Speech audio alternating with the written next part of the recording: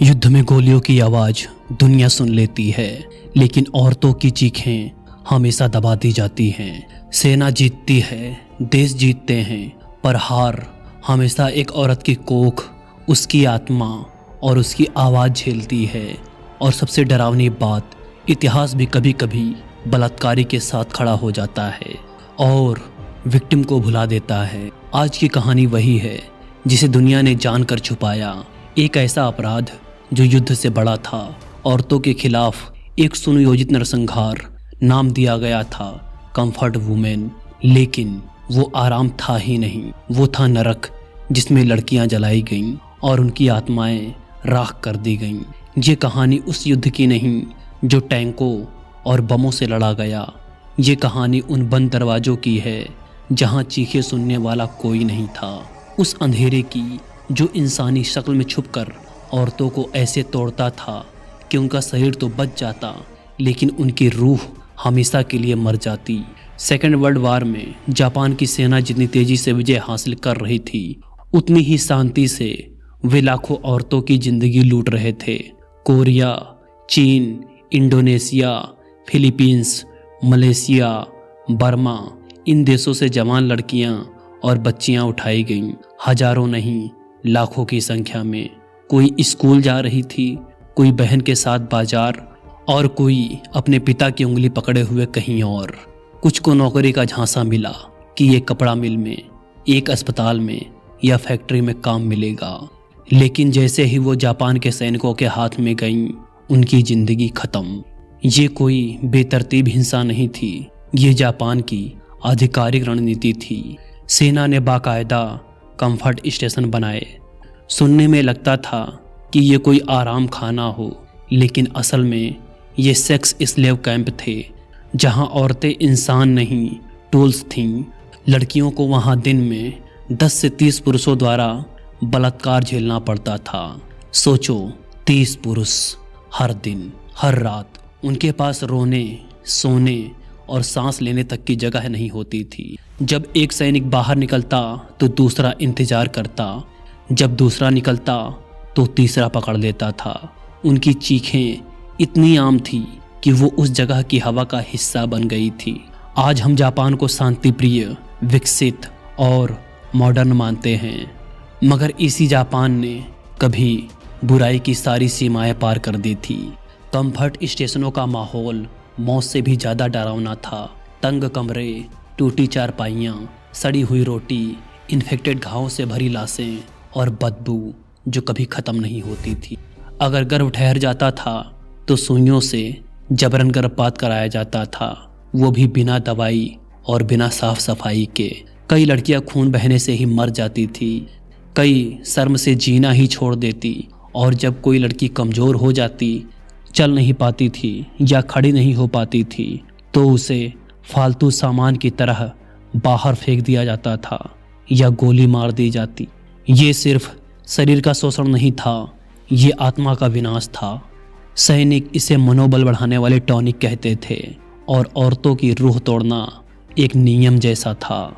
युद्ध खत्म हुआ, लेकिन उनका निजी युद्ध तब शुरू हुआ जब वो बच गई और अपने गांव और घरों में लौटी। उन्हें वहां भी कोई जगह नहीं मिली।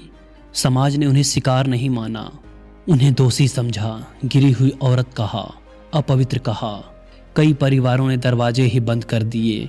ये वही समाज था जो युद्ध से लौटे सैनिकों को हीरो कहता था, लेकिन उन औरतों को तिरस्कार से देखता था जिनके साथ उनके हीरो ने अमानवीय अत्याचार किए थे। कई महिलाएं जिंदगी भर चुप रहीं, क्योंकि बोलने से सिर्फ दर्द लौटता है, न्याय नहीं। कुछ ने कभी शादी नहीं की, क्योंकि उनके भीतर की टूटी हुई आत्मा अब किसी रिश्ते को छूने की ताकत नहीं रखती थी। कुछ ने बच्चों को पाला, लेकिन कभी बताया नहीं कि वे दर्द का कौन सा इतिहास अपने भीतर लिए बैठी हैं। और बहुत सी महिलाएं अपनी कहानी अपने साथ कब्र में ले गईं। सबसे शर्मनाक बात यह है कि जापान ने दशकों तक आधिकारिक रूप से इस अपराध की जिम्मेदारी स्वीकार करने से इनकार किया।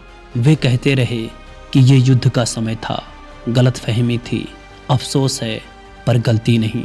और जब पीड़ित देशों ने स्मारक बनाए, तब जापान ने उन्हें हटाने का दबाव बनाया।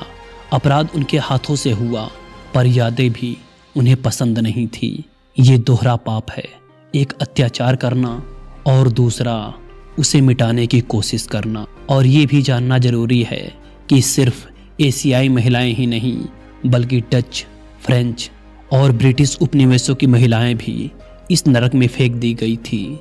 यहाँ तक कि जापान की भी कुछ युवतियों को नौकरी के नाम पर ले जाया गया और उनके देश की सेना ने ही उनके साथ वही किया जो दुश्मन देशों की लड़कियों के साथ किया।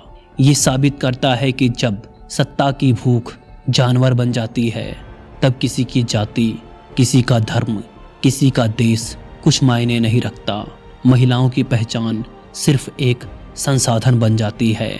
इतिहास में बहुत से नरसंहार दर्ज हैं, लेकिन कंफर्ट वुमेन की कहानी शायद दुनिया का सबसे बड़ा, सबसे सुनियोजित और सबसे छुपाया गया यौन अत्याचार था।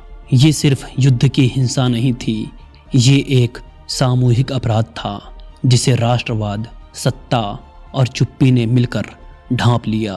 किताबें चुप रहीं, सरकारें चुप रहीं, दुनिया चुप रही, लेकिन उन चीखों को कोई नहीं दबा सकता जो कभी मरी ही नहीं। वे आज भी हवा में तैरती हैं, इंतजार करती हैं कि कोई दुनिया को सच बताए। एक बार सोच कर देखो, अगर आज तुम्हारी बहन, बेटी या माँ को कोई सेना उठा ले जाए और उसके साथ रोज 20 बार बलात्कार करे, तो क्या तुम कह पाओगे कि ये पुरानी बात है, जाने दो? नहीं, क्योंकि ये पुरानी बात नहीं, ये इंसानियत पर लगा धब्बा है। इसे भुलाना अपराध है, इसे न कहना कायरता है, और इसे स्वीकार न करना मानो हम भी इस पाप में शामिल हों। कंफर्ट वुमेन सिर्फ युद्ध की शिकार नहीं थी, वे इस दुनिया की शर्म हैं। वे इस बात का सबूत हैं कि जब इंसान युद्ध के नाम पर इंसानियत उतार देता है तो वो किसी भी हद तक गिर सकता है। और जब तक हम उनकी कहानी को आवाज नहीं देंगे, तब तक ये दुनिया सुधरने का दावा नहीं कर सकती। इतिहास को याद रखना होगा, वरना ये दोबारा होगा, और अगली बार शायद किसी और देश में नहीं, तुम्हारे अपने घर में हो सकता है।